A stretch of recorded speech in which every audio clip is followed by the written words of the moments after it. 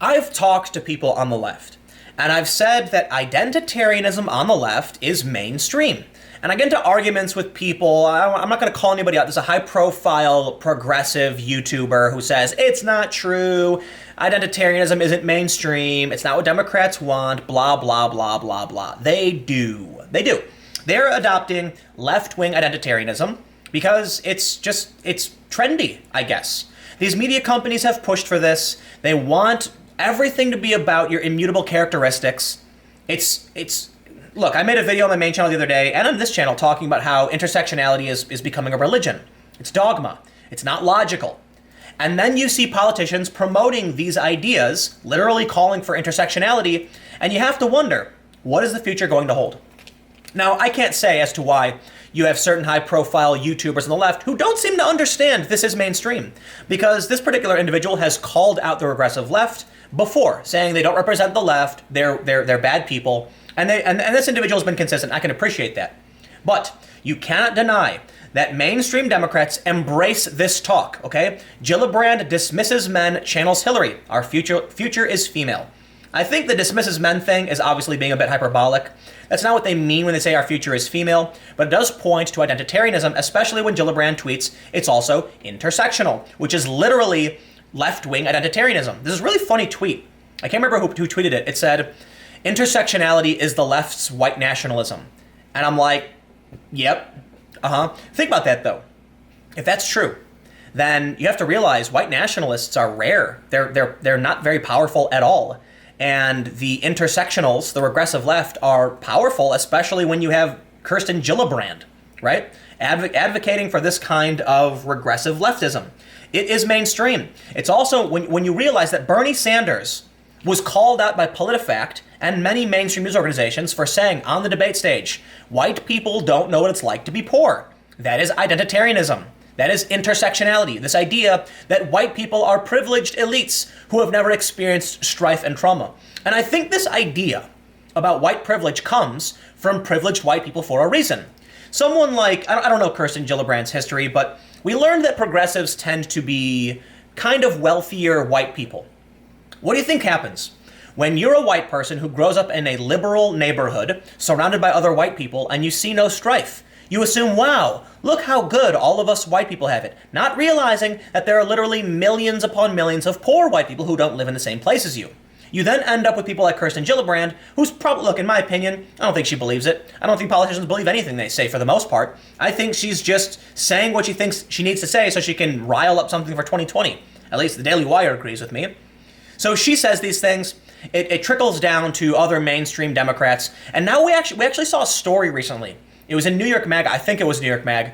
Maybe it wasn't. But it said, Donald Trump is breaking up my relationship. And it talked about how people who are married, there's like 5 stories where the guy is kind of rational, like, yeah, sometimes, Trump happens and I don't like him, but it is what it is. And then the woman saying, I went to a class on white privilege and realized I can't have a family with this man, so I divorced him. That's how extreme identitarianism gets.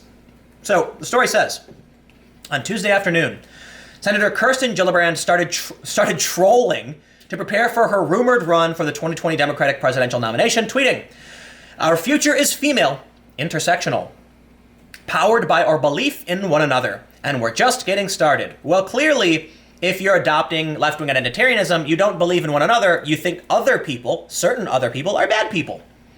That does leave one entire gender out of Gillibrand's vision of the future.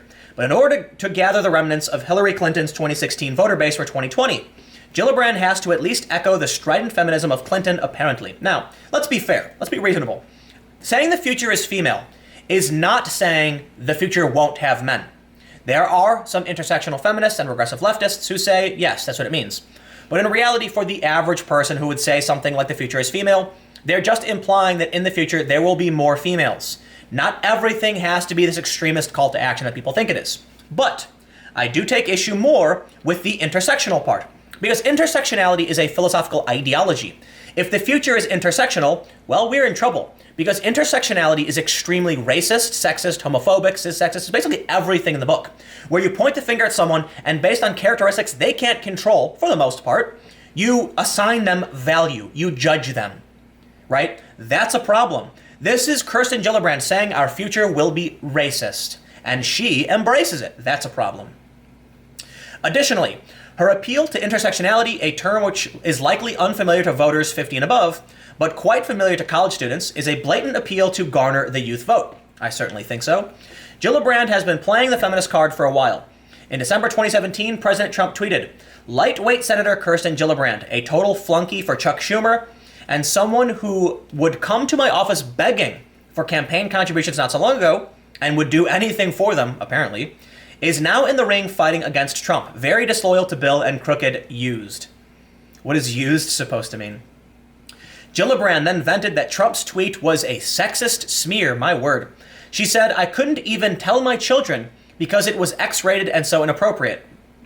Where he says and would do anything for them. Yeah, maybe. Look, if you see something inherently adult in that phrase, that's on you, right? That's you, not him. You can believe whatever. She said, "I don't want my children to even think in those terms, so I couldn't even describe what the president said." This is why I hate politics. Look, you're assuming that's what Trump meant when he said this, okay, please? As GQ noted, ironically, the stance that may offer some peril for Gillibrand is the one on which she's been entirely consistent, calling out misconduct. While her work on the issue has made her more relevant than ever, her outspokenness has been criticized for seeming calculated. After condemning Bill Clinton over the Lewinsky scandal, for instance, Gillibrand was met with charges of opportunism. Former Hillary Clinton advisor Felipe Reines tweeted at her, "Over 20 years, you took the Clintons' endorsements, money, and seat. Hypocrite. Interesting strategy for 2020 primaries. Best of luck." I hate politics. I really don't like politicians.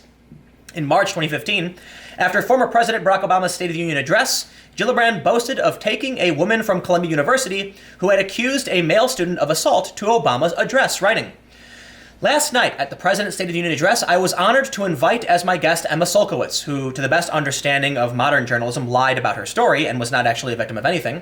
The Columbia University student who has inspired us all with her performance art piece Carry That Weight, in which she carries her mattress everywhere.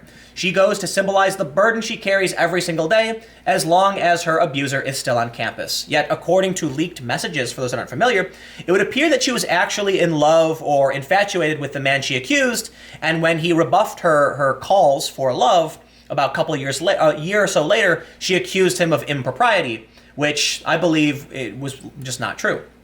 But as The Atlantic pointed out, the abuser in question had already survived a campus disciplinary hearing of the type sorely tilted against the accused and was found not responsible for the event.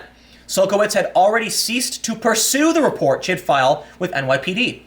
As far as intersectionality, Gillibrand is simply the latest in a long line of Democrats who wish to split the country into various imagined victimized groups so they can offer their empathy and support to gain their votes. It kind of reminds me of that conspiracy theory, problem, reaction, solution, I think Alex Jones used to spout all the time.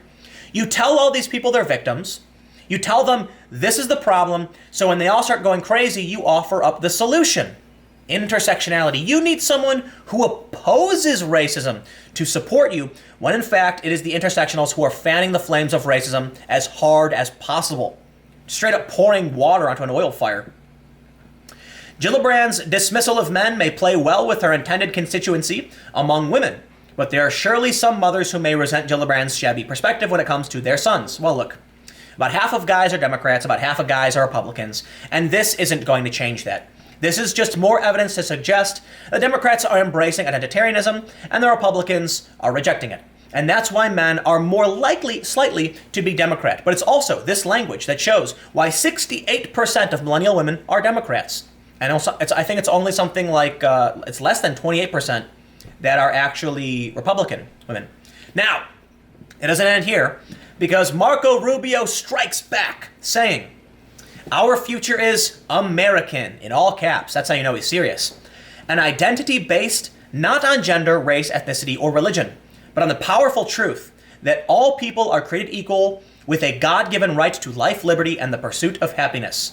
The Hill says Rubio's tweet mimicked the format of Gillibrand's post about America's future. Trump Jr. also criticized Gillibrand, saying, "When is it appropriate to let my boys, 9, 7, and 6 years old, know there's no future for them? Not sure this is a winning platform for you, not winning platform, but you be you."